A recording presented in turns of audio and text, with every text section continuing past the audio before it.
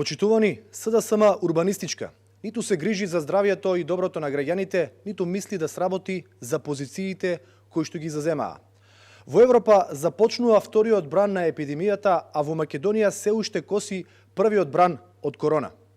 Министерството за здравство е окупирано од министер за ширење на зараза и смрт, а сега за негов заменик се поставува партнерот, со кого се влезени во градежна експанзија, ама лична, наводно познато како Шпанско село 2. Венко Филипче, наместо да изгради барем една болница, барем да ја довршеше клиничката болница во Штип, а не цел клинички центар, за што лаже повеќе години. Тој гради згради заедно со дел од неговите доктори.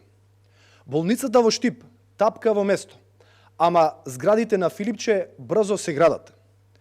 Почитувани, Венко Филипче како министер се јавува како сосопственик на цела една зграда во Скопско Козле. Венко Филипче прво станува сосопственик на семејна куќа, на атрактивна локација на докторка од Институтот за фармакологија при Медицинскиот факултет. За потоа на местото на семејна куќа да изгради цела зграда од околу 570 метри квадратни. Да биде поинтересно, министерот инвеститор ја овластува неговата докторка, таа во име на двајцата да врши правна комуникација со институциите при изградбата. Почитувани, Венко Филипче мора да одговори до кога мисли да гради згради на сметка на девастирање на здравството.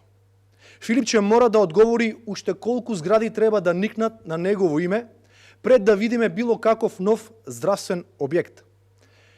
Почитувани, мафијата на власт, на место министер за здравство, во оваа време на смртоносна епидемија, поставува градежен инвеститор.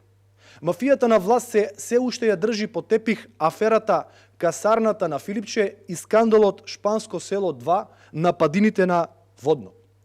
А за министерот за ширење на зарази и смрт добива уште една зграда.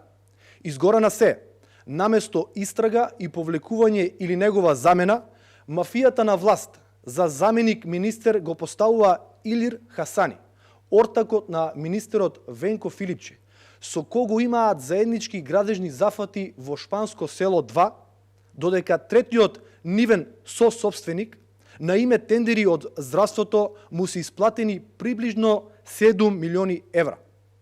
Ниту антикорупционерите, ниту обвинителство не се фати да ги расчисти Шпанско село 2 и другите афери, а сега двајцата главни во скандалот го добиваат целото здравство на дланка. Почитувани, мафијата на власт не остава на избор. Или мафија, или Македонија. Ви благодарам.